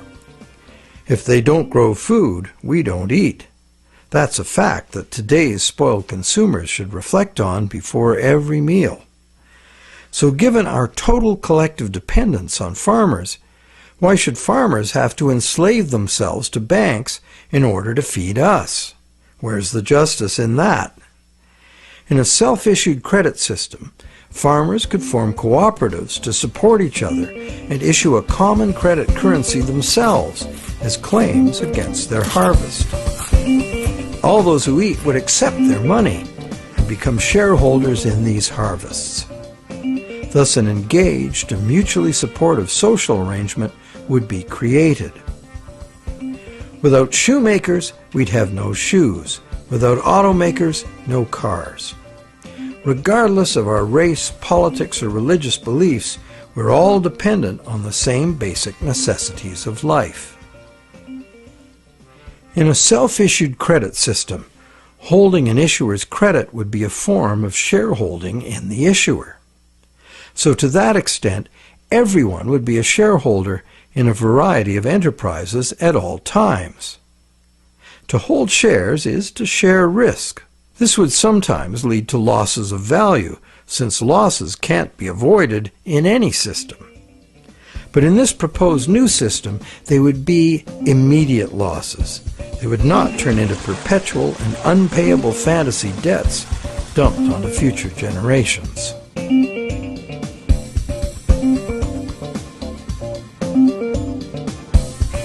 If widely adopted, self-issued credit could transform society in many positive ways. Issuers, their employees, and the non-issuer economy in which the employees spend their pay would all have a common interest in maintaining the value of their local issuer's credit. This would be particularly true because to stay within their business plans, issuers would have to value their own credit at par when they pay their employees, regardless of the actual market value of their credit. If the issuer was spending more than it was earning, the market value of its credit would sink below par, and the issuer's employees would find the real purchasing power of their pay reduced proportionately. This cut in pay would also apply to the issuer's executives and shareholders, as well as everyone else, near and far, that was holding that issuer's credit. This would result in more public engagement with, scrutiny of, and pressure upon corporate decision-makers.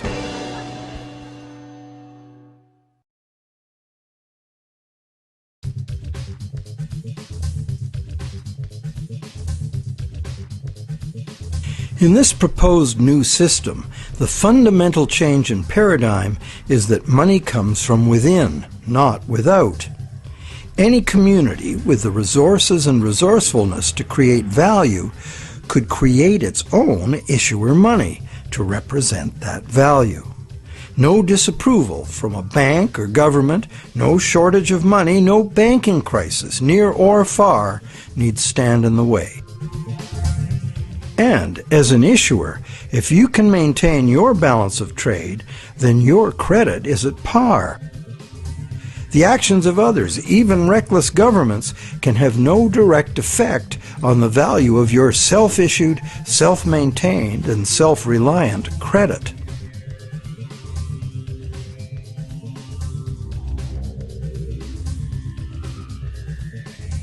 A basic rule of this new system is this: unless an issuer's credit has been voluntarily accepted, it is rejected. Very simple. No private credit money can ever be forced upon us.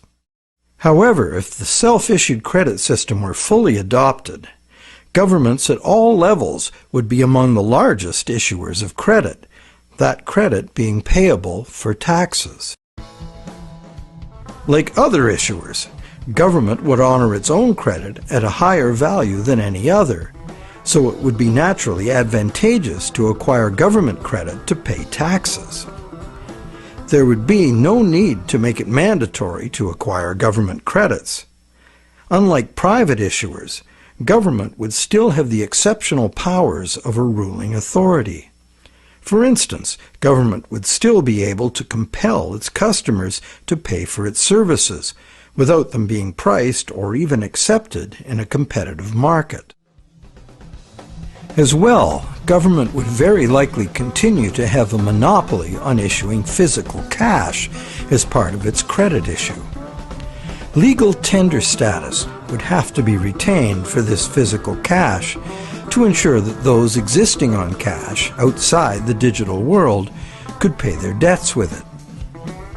These are the exceptional powers that are reasonable to allow a duly constituted government to have. And it's unrealistic to expect government to ever surrender them. Outside of government, private enterprise issuer credit would be as competitive as the goods and services it represents. Its value would be established by the pricing of real goods and services, as value always ultimately is. And its parity with the universal unit would be indicative of the issuer's success in matching spending to demand. The evidence would be plain for all to see in the issuer's credit record. Voluntary acceptance of issuer credits would also make it possible to boycott an issuer's credit as well as its products. This would make credit boycotts an additional non-violent tactic of social struggle.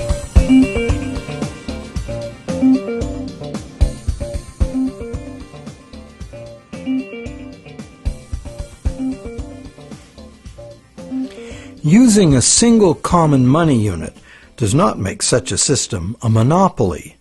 Why? Because this is not money as a single uniform commodity. It is money as a measurement unit of value. Instead of a limited supply of dollars from a monopolistic source like banks or government, there would be an indeterminate supply of product credits expressed in dollars.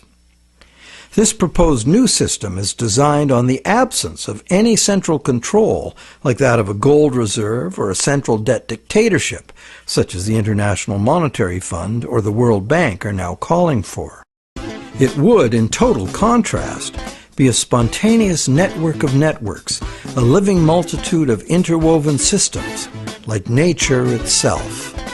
As all relations would be voluntary, such a system would grow just as the social networking systems like Facebook and Twitter have grown, organically and under no one's control. All such networks could be as locally limited or globe-spanning as the participants require.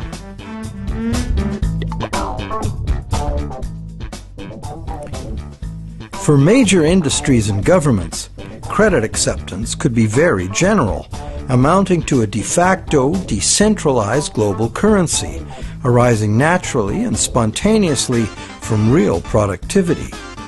Compare that with what we have now, an unstable, unredeemable currency created by various acts of outright fraud imposed by the top-down machinations of an invisible and unaccountable banking elite and their paid-for agents in government. These guys control billions of people through debt because our minds are mired in the false belief that bankers have money. Is it not time we the people woke up and made better choices?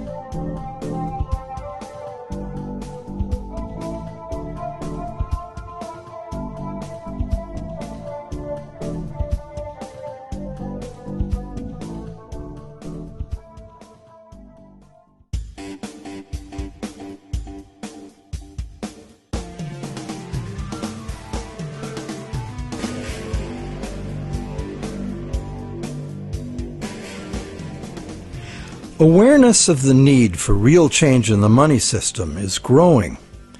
But what direction to take? What exactly is the problem, and how can it be solved? The safest and only real choice, many people argue, is to return to gold, or a gold standard, because this worked for millennia in the past. But gold itself is impractical for transactions in the modern world. It was impractical centuries ago, which is why the promise to pay gold system developed.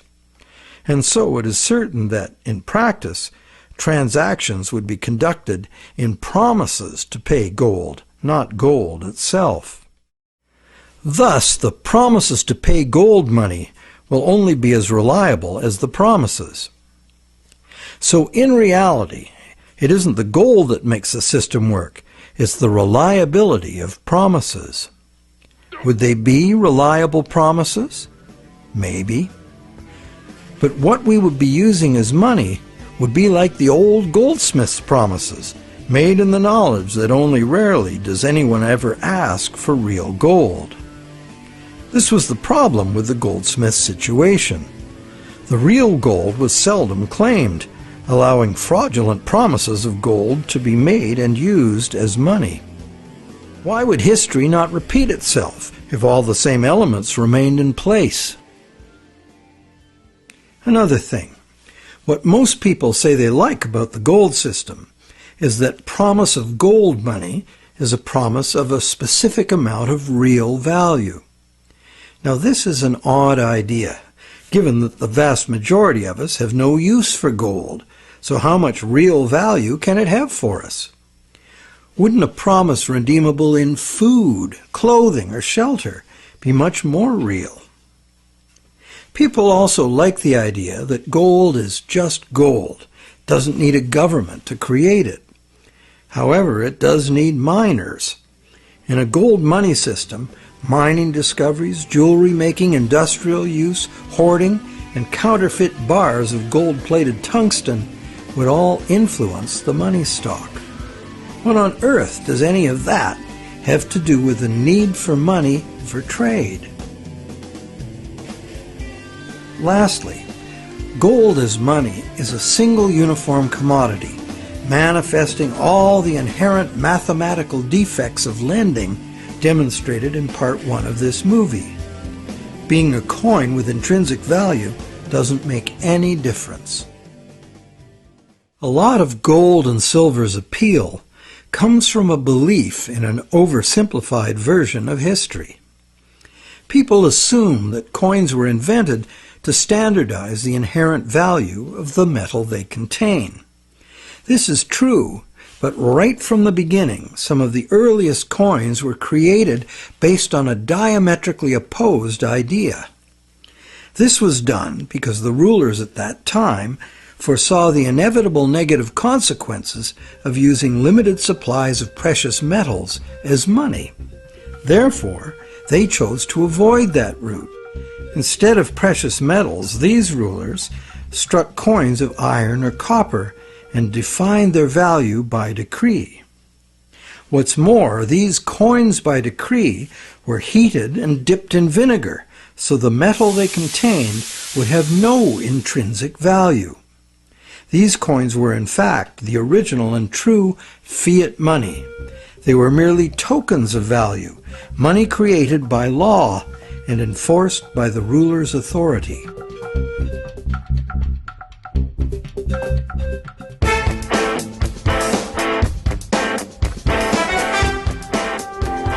Pure fiat money is the other main idea favored by money reformers.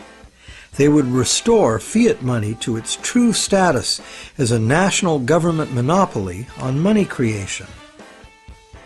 This current of money reform, in stark contrast to the gold advocates, insists that true money is fiat money by authority of the state. This money is to be simply spent into existence as a promise by the state to accept the same money back in payment of taxes. The taxes are compulsory, and the state also promises to enforce the acceptance of this money in court. These are very reliable promises and can result in very reliable money, if not abused. The problem these fiat money reformers have with the current system is that government has given away this power to private bankers and is now borrowing at interest money it could create itself with a few keystrokes, just like the banks do. This results in a massive unpayable national debt on which interest will forever be paid. This ever-growing national debt expands the money supply when new money is created by the central bank to buy more government debt. And the interest burden, passed on through taxes, adds to the cost of almost everything we buy, one way or another.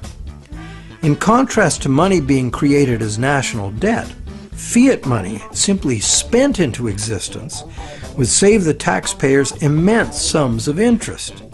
It would free future generations from impossible debt, and it would forestall the tendency to inflation because the money supply would not grow forever with the national debt, as there would be no national debt.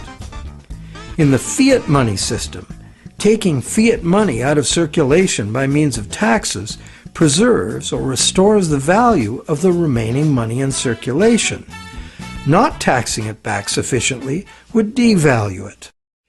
Understanding the proper use of government fiat money is a revelation. If you can charge prices or taxes for something in the future, you can issue that much new money now, because it is your valuable services to others and the reliability of your promises that create the real value of any money. The government can honor its promises to accept its money back in taxes, and it will make your debtors pay you in government fiat money if you take them to court. These are good reasons why government-issued money works now, and why it would work if governments just self-issued this credit instead of borrowing it from banks. But in this pure fiat money system, the money supply must still be determined by central authority. Therefore, the money supply is still limited, monopolistic, and managed from above. They have the power to create money, and you have to get the money from them. They also have the power to create way too much money and spend it on wars and other unproductive activities without the approval of those whose productivity gives that money its value. In the current system, these inflationary debts are now beyond absurd, threatening to crash the entire system and drag the whole world into chaos. To save themselves, governments are now laying impossible claims upon the productivity of generations yet unborn, a truly hopeless cause given the overall world situation. Witnessing government performance to date, many people believe that returning the full power to create money to corrupt, incompetent politicians would not only fail to solve our problems, it would be the height of insanity. It would really all depend on the quality of the people in government. Fiat money reformers believe there would have to be a substantial revolution in government to wrest this power back from the banks. Therefore, they believe it would be reasonable to expect that honest and competent people with a sincere concern for the public good would be in charge. But, good guys or bad, we would still be dependent on some distant someone else to maintain the value of our money. And they would have 1,000 pressures and temptations to enrich themselves by not doing so. And like gold as money, government fiat money is a single uniform commodity, manifesting all the inherent mathematical defects of lending at interest and twice lent money. Once the government creates the fiat money, and it goes into the banking system to be lent at interest, the problems created in the current system will continue as before. So, this pure fiat money idea might be very useful in rescuing governments from their own hopeless financial positions, and it is a limited example of the self-issued credit principle being advocated here. But pure fiat money would not address the root problems inherent in the math of lending, unless the principle were expanded beyond government. Advocates of pure fiat money like to claim it is money created by law, as if it were independent of economics. But if new fiat money were just spent into existence year after year without being removed from circulation as taxes, it would become worthless. What these fiat reformers tend to ignore when quoting history is that in ancient money created by law systems, the prices of critical commodities were also dictated by law. In fact, the value of money was defined by the ruler as so much of a certain commodity. Charge more or less for the designated commodities and it could be off with your head.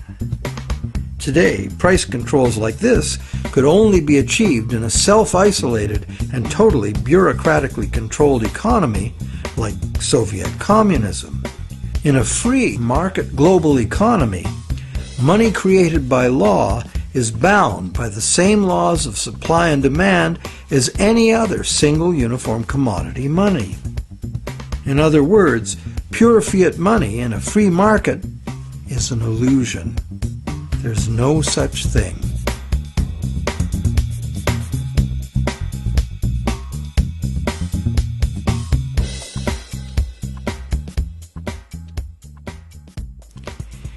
In the third stream of money reform are the various types of so-called alternative currencies, all of them based on some concept of money being created as self-issued credit. Many examples of such systems exist today all over the world. Some are very successful business-to-business barter networks, in which businesses create product credit money to use among themselves, independent of banks and government, and usually interest-free. Such systems are tolerated, and in Switzerland the existence of the Weir system is generally credited with stabilizing the banking system by expanding when the conventional system contracts and vice versa. But in the past, when they became too successful, alternative currencies were usually suppressed by the banking system or even outlawed by government. So, active suppression is the most significant external problem. The most common inherent problems with these systems are their limited scope and acceptance, their operating costs, and the unreliability of member credit. What the conventional banking system provides, worldwide reach, affordability, credit checks, and debt enforcement, are the necessary services that are usually inadequate or prohibitively expensive in the alternative systems. Once the small group of idealistic and honest originators are joined by members exhibiting the full range of human behavior, alternative systems discover they must deal with cheaters. Some are deliberate cheaters, others just not too conscientious about their debts. And at the opposite end of the spectrum are the hyper-conscientious people who won't issue credit because they are afraid they won't be able to fulfill it. A self-issued credit system cannot work if the members are afraid of issuing credit. And that is why it makes far more sense that government and essential industries like farming, forestry, mining, manufacturing, and construction should be the main and widely accepted sources of self-issued credit, not vulnerable individuals trading haircuts for pottery. However, we are talking about creating a truly liberated system of exchange. Therefore, in this proposed new system, anyone would have the freedom to issue credit, because only voluntary acceptance would determine the circulation of it. The cost of accounting in self-issued credit systems could be overcome entirely by emerging technologies allowing the creation of a digital coin.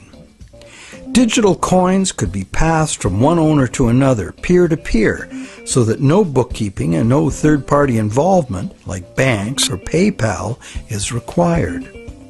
This leaves only the problem of achieving global spread. Thanks to technology again, this could now be achieved at little cost and at the same rate and with the same ease that the existing social networks like Facebook and Twitter have spread. So there is a positive answer to all the questions we've posed in this movie. And there is a solution that has the potential to unite the three seemingly conflicting schools of money reform into one cohesive movement for fundamental monetary change. Because, when examined closely, be it gold, tax receipts, or someone's goods and services, all three schools of money reform are really calling for the same thing. Money that is redeemable for something specific from someone specific. Once one comes to that realization, it becomes obvious that self-issued credit for the full range of goods and services in demand would necessarily include gold, silver, and government tax receipts, as these are also things in demand. We just need to look beyond obsolete beliefs to see the heart of the situation. The all-inclusive self-issued credit system, the basis for almost all so-called alternative currencies, could contain within it both the precious metal and the payable for tax models of money without any contradiction.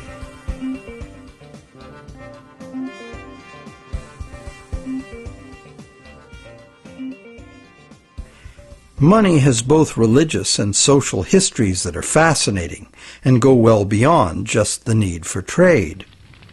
But for our practical purposes in this presentation, money is the invention that overcame the limitations of direct barter. Money is, therefore, a technology, a way to solve a problem. Most of us would agree that we have a problem with our money system. This is no surprise once we realize the current system was designed by bankers in their own interest, and governments wanting to pump out artificial money to wage war and pay for it with the hidden form of taxation called inflation. It was not a well-thought-out project of mathematicians and engineers seeking to create a money system for the general benefit of humankind.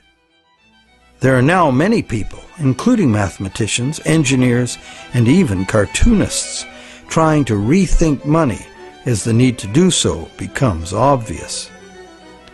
In this presentation, we've proposed that we return as close to direct barter as we can, because doing so would anchor the money system directly to the real-world things we want to exchange.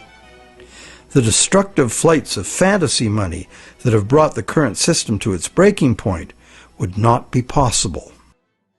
Self-issued credit is not a new idea.